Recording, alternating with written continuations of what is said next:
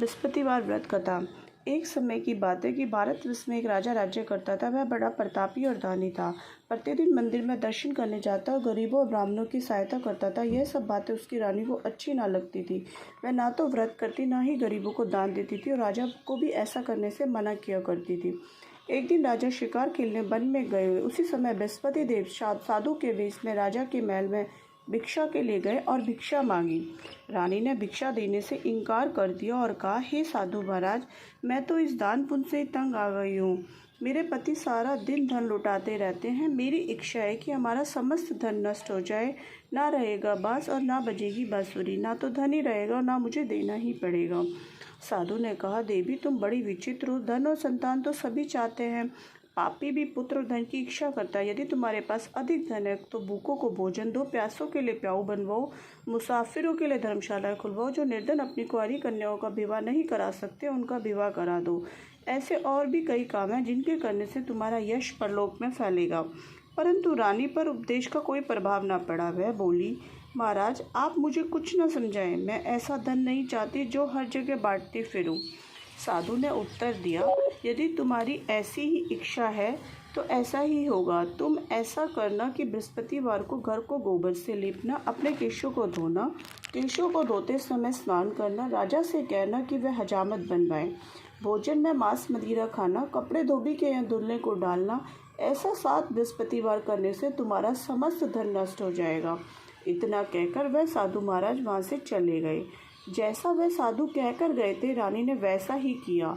6 बृहस्पतिवार ही बीते थे कि उसका सारा धन नष्ट हो गया और सारा परिवार दोनों समय भोजन के लिए तरसने लगा तथा संसारिक भोगों से दुखी रहने लगा। तब राजा ने रानी से कहा, तुम यहीं पर रहो, मैं दूसरे देश को जाता हूँ, क्योंकि यहाँ पर मुझे सभी मनुष्य जानते हैं, इसीलिए कोई कार्य नहीं कर सकता। देश चोरी परदेश भीख बराबर है। ऐसा कहकर राजा परदेश चला गया। वह जंगल में जाकर लकड़ी काटता और उसे शहर में बेचता। इस तरह वह जीवन व्यतीत करने लगा। इधर राजा के बिना रानी दुखी रहने लगी। किसी दिन भोजन मिलता और किसी दिन जल पीकर ही रह जाती।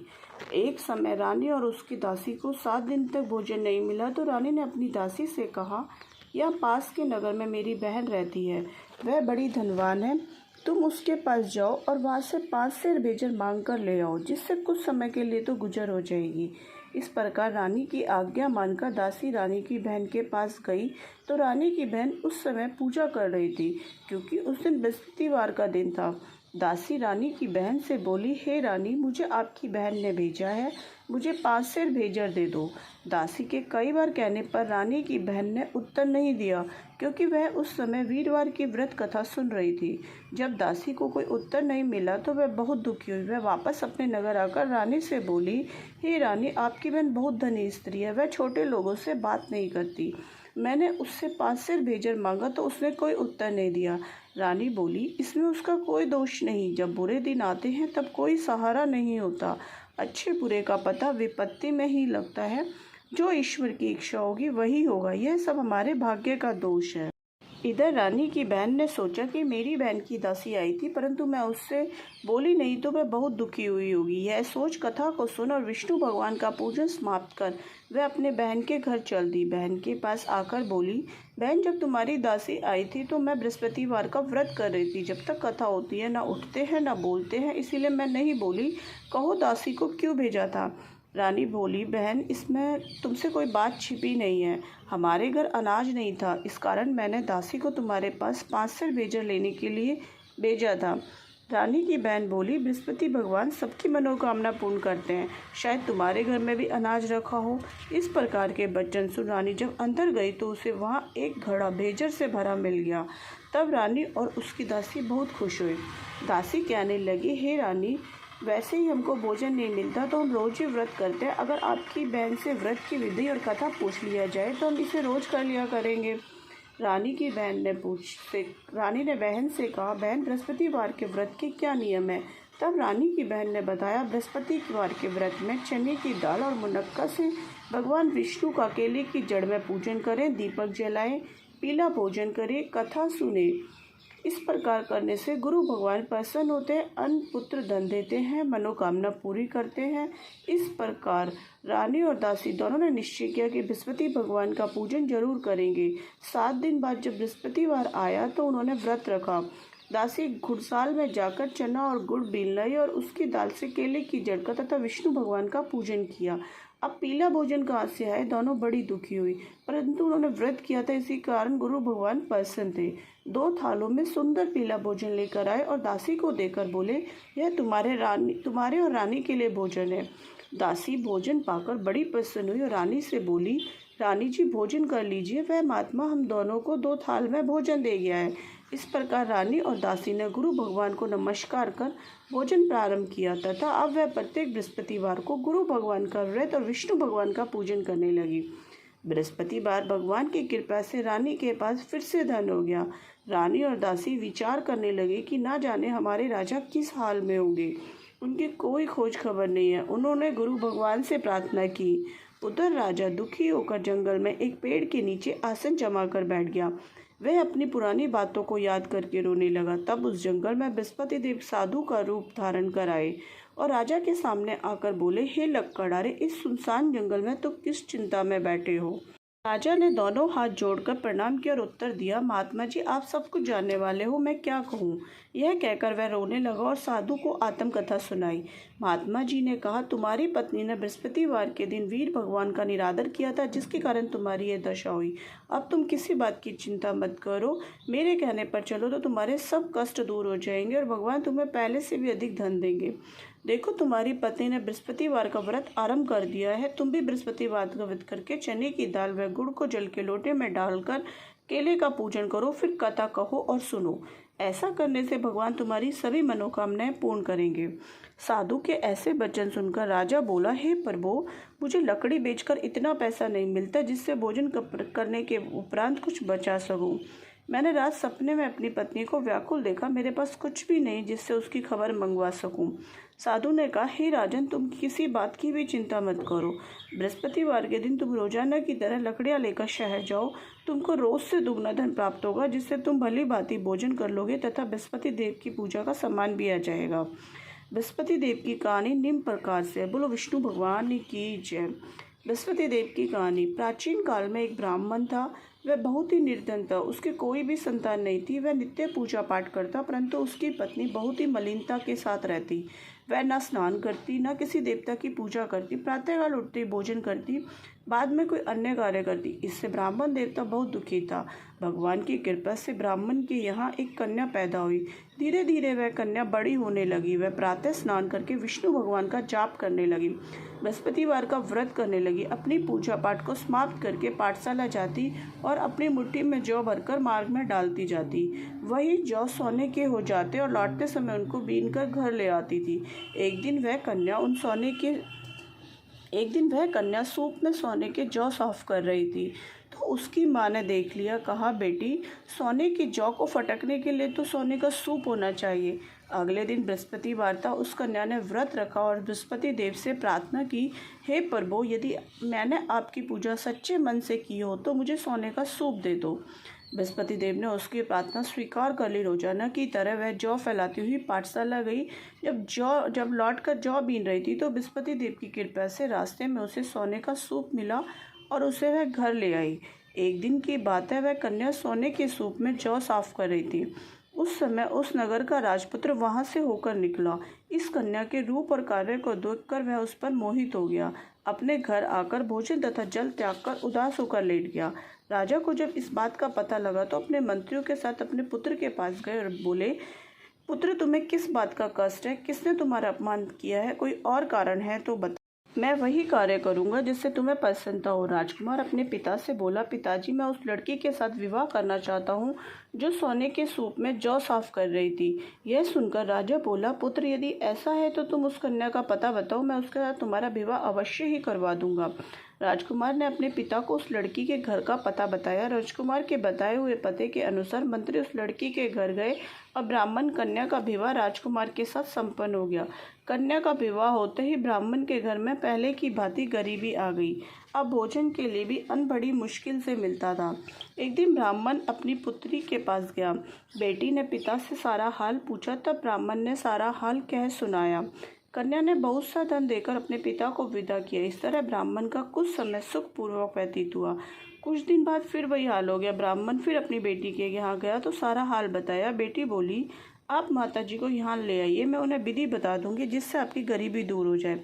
जब वह ब्राह्मण अपनी पत्नी को लेकर बेटी के घर पहुंचा तो उसने अपनी माँ को समझाते हुए कहा, माँ, तुम प्रातःकाल उठकर स्नान आदि करके विष्णु भगवान का पूजन करो तो सब दरिद्रता दूर हो जाएगी। परंतु उसकी माँ ने उसकी एक भी ना बात मानी।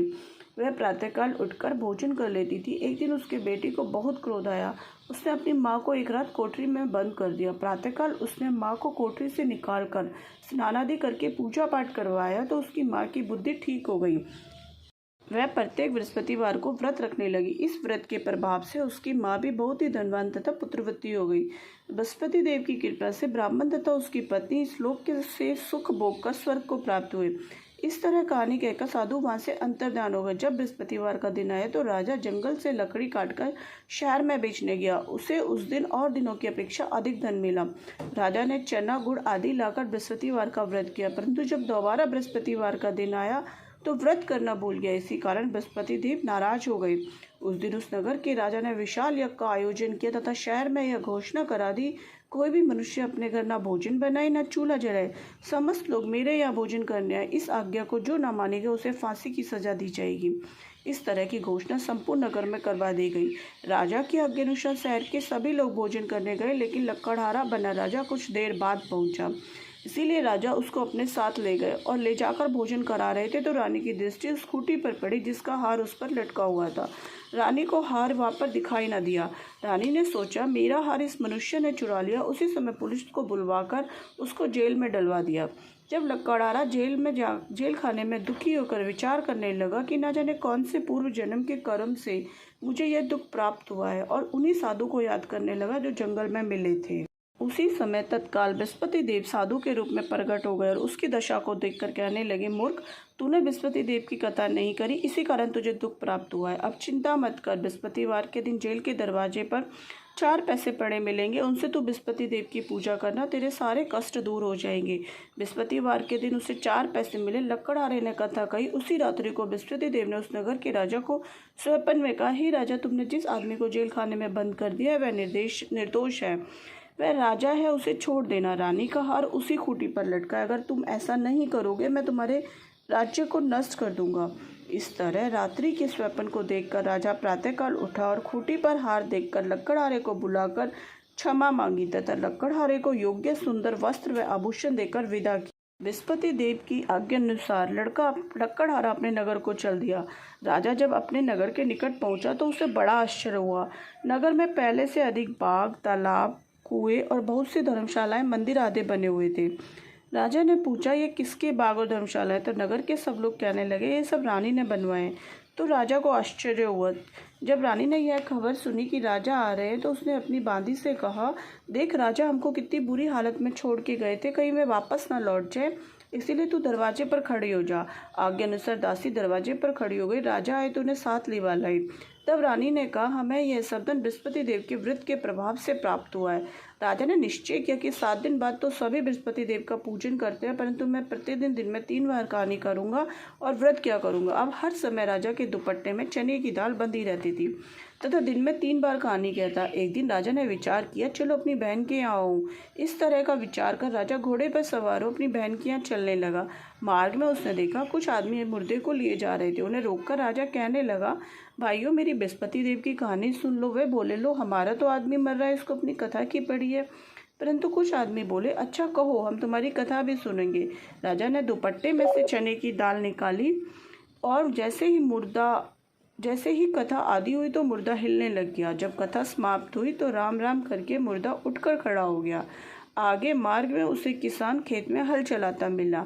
राजा ने उससे देखा और उससे बोला, अरे भैया, तुम मेरी बृहस्पति देव की कथा सुन लो। किसान बोला, जब तक हम तेरी कथा सुनेंगे जब तक 4 हरैया ना जोत लेंगे। जाओ अपनी कथा किसी और को जाकर सुनाना। इस तरह राजा आगे चलने लगा। राजा के अर्थी बैल पछाड़ खाकर गिर गए और किसान के पेट में बड़ी जोर का दर्द होने लगा। उस समय उसकी माँ रोटी लेकर आई थी। उसने जब यह देखा तो अपने पुत्र से सवाल पूछा। बेटे ने सारा हाल कह दिया तो बुढ़िया दौड़ी दौड़ी उस राजा के पास गई। उससे बोली, मैं तुम्हारी कथा सुनूंगी, तुम अपनी कथा मेरे खेत पर ही चलकर कहना। राजा ने बुढ़िया के खेत पर जाकर कथा कही, जिसको सुनते ही बैल उठकर खड़े हुए। किसान के पेट का दर्द बंद हो गया। राजा अपनी बहन के घर पहुंचा। बहन ने भाई की खूब खातिर की। दूसरे दिन प्रातःकाल राजा जगा तो यह देखने लगा सब लोग भोजन कर रहे। राजा ने अपनी बहन से पूछा, ऐसा कोई मनुष्य जिसने भोजन ना किया हो, जो मेरे बृहस्पति देव की कथा सुन ले। बहन बोली, भैया ऐसा नगर ही ऐसा है, पहले लोग भोजन करते हैं, बाद में कोई अन्य काम करते हैं। अगर कोई पड़ोस में हो तो देखा। वह ऐसा कहकर देखने चली गई, परंतु उसे ऐसा कोई व्यक्ति नहीं मिला जिसने भोजन ना किया हो। अंत में वह एक कुमार के घर गई जिसका लड़का बीमार था। उसे मालूम था उसके यहाँ 3 दिन से किसी ने भोजन नहीं किया। रानी ने अपने भाई की कथा सुनने के लिए कुमार से कहा तो वह तैयार हो गया। राजा ने जाकर बृहस्पतिवार की कथा कही, जिसको सुनकर उसका लड़का ठीक हो गया। अब तो राजा की प्रशंसा होने लगी। एक दिन राजा ने बहन से कहा, बहन हम अपने घर को जाएंगे, तुम भी तैयार हो। राजा की बहन ने अपनी सास से पूछा। सास ने कहा, हाँ चली जाओ, परंतु अपने लड़कों को मत ले जाना, क्योंकि तुम्हारे भाई की कोई औलाद नहीं है। बहन ने अपने भाई से कहा, भैया मैं तो चलूंगी, परंतु कोई बालक नहीं चलेगा। राजा बोला, जब कोई बालक ही नहीं चलेगा तो तुम क्या करोगी। बड़े दुखी मन से राजा अपने नगर को लौट आया। राजा ने अपनी पत्नी से कहा, हम निर्वंशी राजा हैं, हमारा मुंह देखने का धर्म नहीं है, और उसने कुछ भोजन आदि नहीं किया। रानी बोली, बृहस्पति देव ने हमें सब कुछ दिया है, औलाद भी अवश्य देंगे। उसी रात को बृहस्पति देव ने राजा को स्वप्न में कहा, राजा उठो, सभी सोच त्याग दे, तेरी रानी गर्भ से है। राजा को यह बात सुनकर बड़ी खुशी हुई। 90 महीने में उसके गर्भ में एक सुंदर पुत्र पैदा हुआ। तब राजा बोला, रानी स्त्री बिना भोजन के रह सकती है, बिना औलाद के नहीं रह सकती। जब मेरी बहन आवे तो मुझसे कुछ मत कहना। रानी ने सुनकर हाँ कर दिया। जब राजा की बहन ने समाचार सुना तो वह बहुत खुश हुई और बधाई लेकर अपने भाई के यहाँ आई। तभी रानी ने कहा, घोड़ा चढ़कर तो नहीं, गधा चढ़ी आई। राजा की बहन बोली, भाभी मैं इस प्रकार न कहती तो तुम्हें औलाद कैसे मिलती। बृहस्पति देव ऐसे ही हैं, जैसे जिसकी मन में कामना होती है सभी को पूर्ण करते हैं। जो सद्भावना पूर्वक बृहस्पति देव का व्रत करता है, कथा पढ़ता है अथवा सुनता है, बृहस्पति देव उसकी सभी मनोकामना पूर्ण करते हैं। भगवान बृहस्पति देव उसकी सदैव रक्षा करते हैं। संसार में सद्भावना से भगवान जी का पूजन व्रत करके सच्चे हृदय से उसका मनन करते हुए जयकारा बोलना चाहिए। बोलो बृहस्पति देव भगवान की जय, बोलो विष्णु भगवान की जय।